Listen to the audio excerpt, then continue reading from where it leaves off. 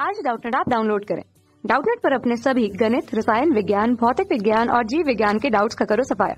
बस प्रश्न की फोटो खींचो, एक ही प्रश्न को क्रॉप करो और तुरंत वीडियो सोल्यूशन पाओ। अभी डाउनलोड करें।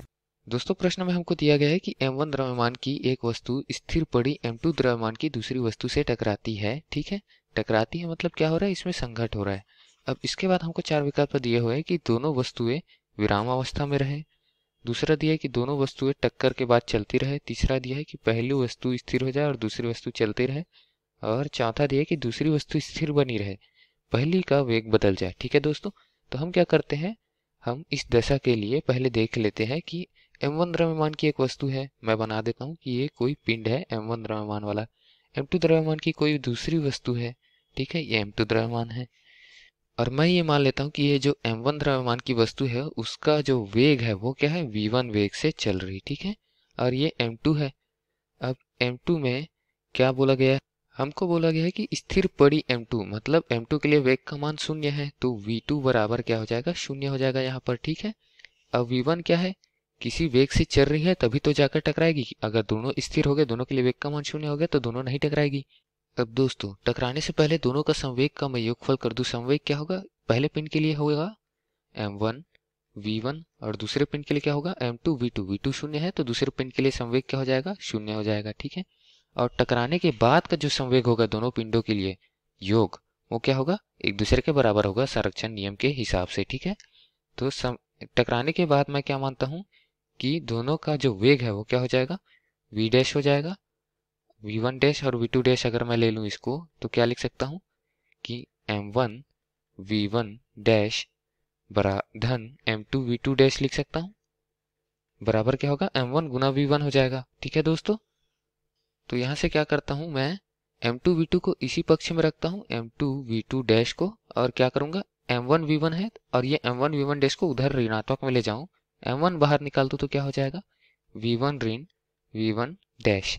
ठीक है दोस्तों, इस हिसाब से अगर हम देखें तो v1 क्या है, अधिक है, मतलब पहले का वेग क्या है, अधिक है, जिससे v1 डैश मतलब इसके बाद का वेग घटाया है मैंने, तो क्या आया, v2 डैश आया है। तो इस हिसाब से दोनों वस्तुएं विरामावस्था में आ जाए ये संभव नहीं है।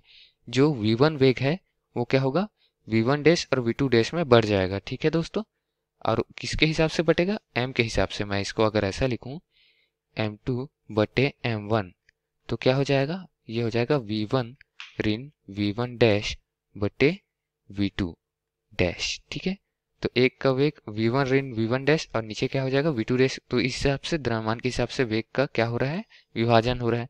तो दोनों वस्तुएं विरामावस्था में आ जाए, ये विकल्प हमारा गलत है। दोनों वस्तुएं टकराने के बाद चलती रहे, हाँ बिल्कुल चलती रहेगी।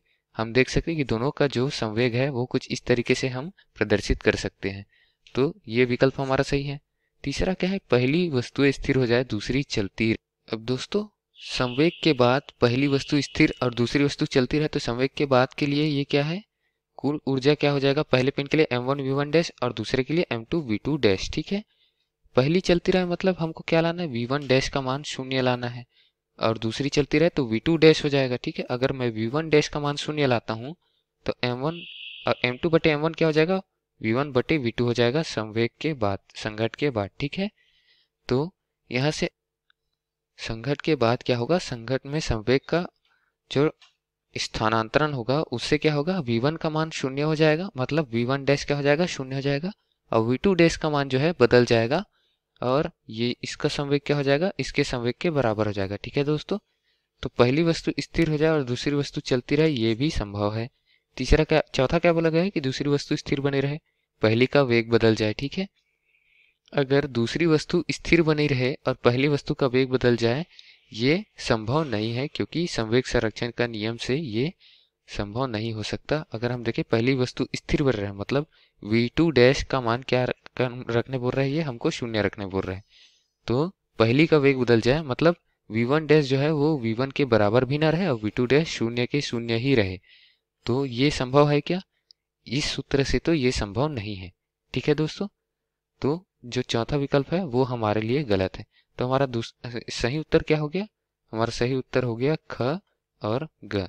ठीक है दोस्तों, बाकी विकल्प हमारे गलत है। धन्यवाद। कक्षा 6वीं से 12वीं से लेकर नीट, IIT, JEE वो एडवांस के लेवल तक 1 करोड़ से ज्यादा छात्रों का भरोसा। आज ही डाउनलोड करें डाउटनेट ऐप या व्हाट्सएप करें अपने सारे डाउट्स 8400 400 400 पर।